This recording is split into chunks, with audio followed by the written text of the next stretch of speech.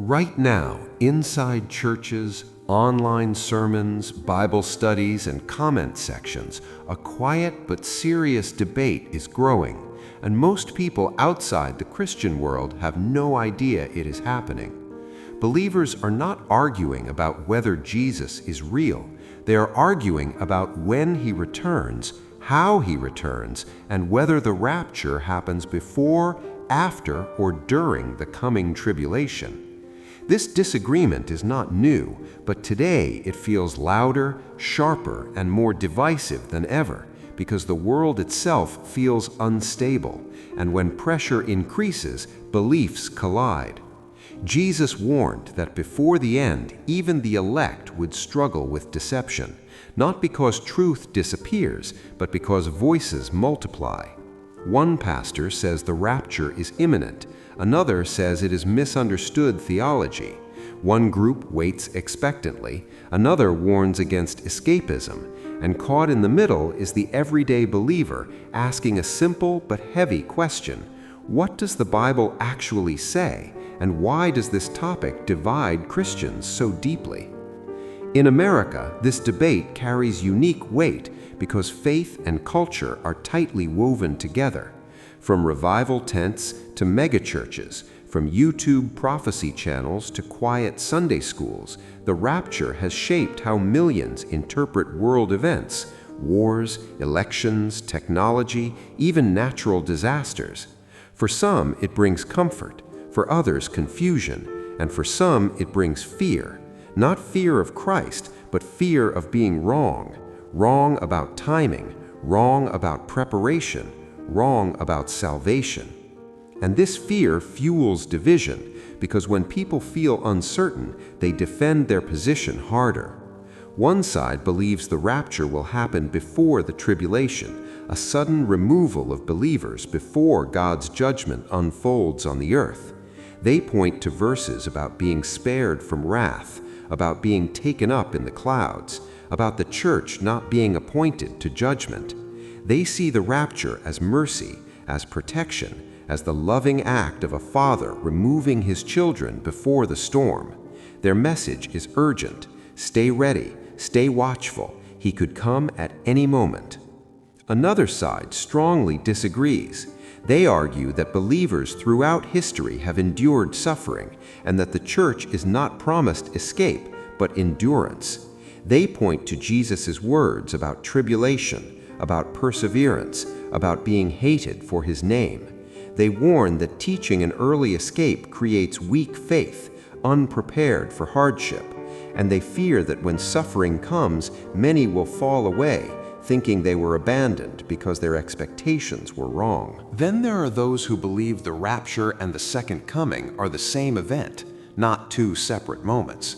They see the idea of a secret removal as a modern interpretation, not clearly taught in early Christianity, and they caution believers to focus less on timelines and more on transformation, holiness, and obedience. And as these views collide, something subtle but dangerous happens. The focus shifts from Christ to correctness, from readiness to argument, from unity to labels. Jesus never said the world would recognize his followers by their prophetic charts. He said they would be known by their love. Yet today, this topic often produces suspicion instead of humility, division instead of dialogue, and pride instead of patience. And the irony is painful, because the rapture, whatever one believes about its timing, is meant to point believers toward hope, not hostility. But here is the deeper question that rarely gets asked in these debates. Why does this matter so much right now? Why are Christians revisiting this topic with such intensity? The answer may not be found only in theology, but in the atmosphere of the world itself. People sense instability. Trust in institutions is fading. Violence and anxiety are rising. Technology is accelerating faster than morality, and many believers feel like strangers in their own culture. When the world feels unfamiliar, the promise of Christ's return feels closer, and when anticipation grows, interpretations collide. The Bible itself acknowledges this tension. Paul wrote that we see through a glass dimly, that knowledge is partial, that humility is required when handling mysteries, and yet humans crave certainty. We want dates, charts, clear sequences, because uncertainty feels unsafe. But faith has always required trust more than timelines, and this is where the debate becomes spiritual rather than intellectual. Because the enemy does not need to erase truth, he only needs to fracture it into camps. If believers are busy arguing about the order of events, they may miss the heart of the message entirely. Be ready, be faithful, be awake. Jesus did not say, "Blessed are those who guess the timing correctly." He said, "Blessed are those whom the Master finds watching when he comes." And watching does not mean speculating. It means living aligned. As this debate intensifies, one truth remains unchanged. No matter which view proves accurate, the return of Christ will be sudden, decisive, and irreversible. There will be no opportunity to pause and say, "I was on the wrong side of the argument." There will only be the reality of who we trusted, who we followed, and how we lived. This is where the conversation must shift, away from winning arguments and toward preparing hearts, because division over the rapture may be one of the final tests of maturity in the church. Will believers choose unity without uniformity, humility without compromise, and love without fear? Or will they allow differences in interpretation to overshadow the shared confession that Jesus is Lord? This debate is not just about the future. It is revealing the present condition of faith, and the way Christians handle disagreement may speak louder to the world than any prophecy ever could. When Christians argue about the rapture, they often believe they are defending truth, but sometimes what they are really defending is comfort, control, or tradition. And this is where the division deepens, because the Bible was never meant to be a weapon. It was meant to be a mirror. And when the topic of the rapture reflects fear instead of hope, it reveals something important about the heart. Jesus never taught prophecy to satisfy curiosity. He taught it to shape character, to awaken vigilance, and to pull people out of spiritual sleep. In the United States, faith has often lived in seasons of comfort, and comfort can quietly change how Scripture is read. When life is stable, people prefer interpretations that promise escape. When life is hard, people resonate with endurance. But Scripture is not meant to bend to culture. Culture is meant to bow to truth. And this is why the rapture debate becomes dangerous when it hardens into camps instead of convictions. Because once believers label each other as deceived, ignorant, or unfaithful, the enemy has already succeeded. The early church lived with constant expectation of Christ's return, yet they also endured persecution, loss, and martyrdom. They did not argue endlessly about timing. They lived with urgency. They shared the gospel boldly. They held possessions loosely, and they loved sacrificially. Their faith was not built on escape, but on allegiance. And perhaps this is the lesson modern believers struggle with. The return of Christ is not an exit strategy, it is a loyalty test. Jesus warned that before the end, many would fall away, not because prophecy failed, but because love grew cold. Division among believers is not just a disagreement, it is a symptom, and the symptom points to distraction.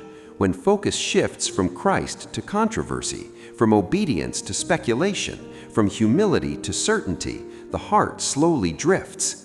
The rapture debate also exposes how people handle mystery. Scripture contains clear promises and unclear timelines, and humility is required to hold both. Paul warned against quarreling over disputable matters, yet encouraged believers to stand firm on core truths.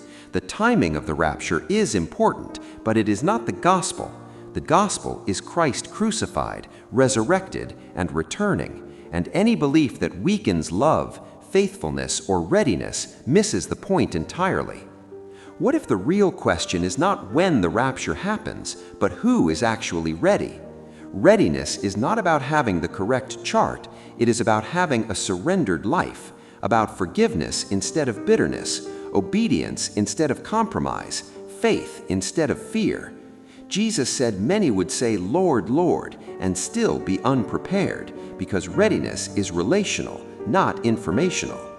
The danger of division is that it numbs urgency. While believers argue, the world watches, confused by a faith that cannot agree with itself. Meanwhile, suffering continues, loneliness grows, and truth is desperately needed. Prophecy was never meant to isolate believers, it was meant to motivate mission. And if the rapture causes withdrawal instead of engagement, something has gone wrong. At the same time, ignoring the topic entirely is not the answer either. Jesus told his followers to watch, to discern the times, to stay alert, but alertness without obsession, awareness without arrogance, faith without fear. The healthiest posture is expectancy mixed with humility, hope mixed with obedience.